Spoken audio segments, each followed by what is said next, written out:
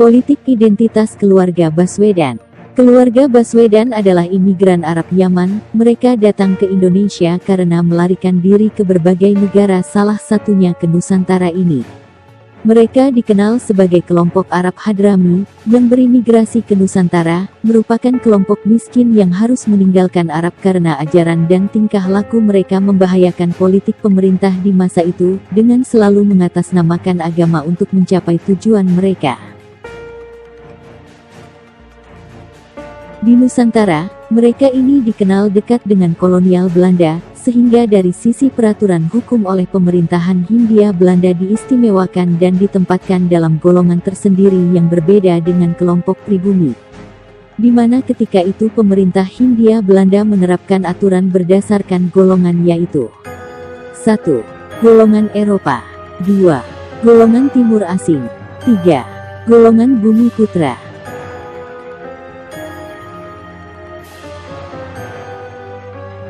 Keturunan Arab ditempatkan sebagai golongan Timur Asing dan telah terbiasa melihat diri mereka lebih tinggi daripada pribumi, sebagai kasta yang lebih rendah dari kasta mereka, menganggap pribumi sebagai budak dan kelompok yang layak diperbudak.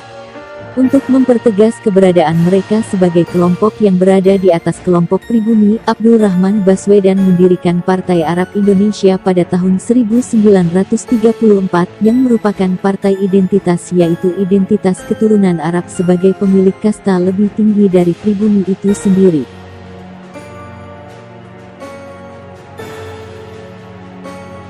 Abdul Rahman Baswedan merupakan kakek dari Anis Baswedan. Sejak tahun 1934 telah membentuk suatu kekuatan politik atas nama Arab, agar mereka yang berada di Indonesia diakui sebagai Arab Indonesia, bukan pribumi Indonesia, melainkan orang Arab yang tinggal di Indonesia, merupakan suatu politik identitas tanpa rasa nasionalisme. Kondisi tersebut masih tetap mereka pertahankan dengan pola berstruktur dan masif, menunggangi kebodohan sebagian masyarakat Indonesia, yang dengan tololnya fanatik terhadap agama. Cara yang pertama mereka lakukan adalah menciptakan orang dengan gelar Habib sebagai keturunan langsung dari Nabi Muhammad SAW. Para Habib ciptaan ini menjadi ulama mendadak menjadi panutan, dan apa yang diucapkan dianggap sebagai fatwa yang wajib dituruti, karena telah didaulat sebagai keturunan Nabi Muhammad SAW.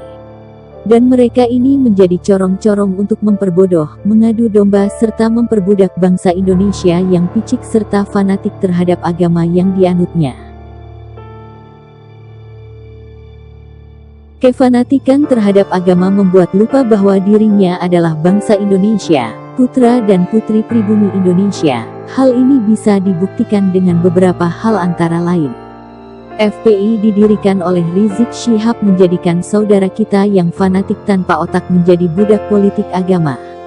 Anis Baswedan menjadi gubernur DKI dengan memperalat 58% masyarakat Jakarta yang fanatik agama dengan jargon gubernur seiman. Dan sekarang timbul jargon Anis keren, dengan tujuan tahun 2024 menduduki kursi presiden.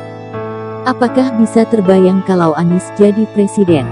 Biar masing-masing kita merenungkannya.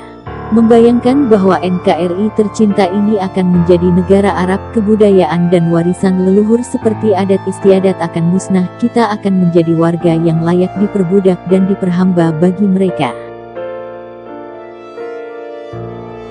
Bagi yang memiliki rasa nasionalisme, jangan biarkan kita dijajah oleh keturunan Yaman yang tidak mencintai Indonesia sebagai negaranya. NKRI ini bukan milik Arab dan negara Timur Tengah manapun. NKRI tercinta ini adalah milik kita. Sadarlah kalian saudaraku yang mabuk agama, bahwa selama ini kalian adalah boneka, bahkan budak mereka untuk menguasai bahkan menghancurkan NKRI tercinta ini.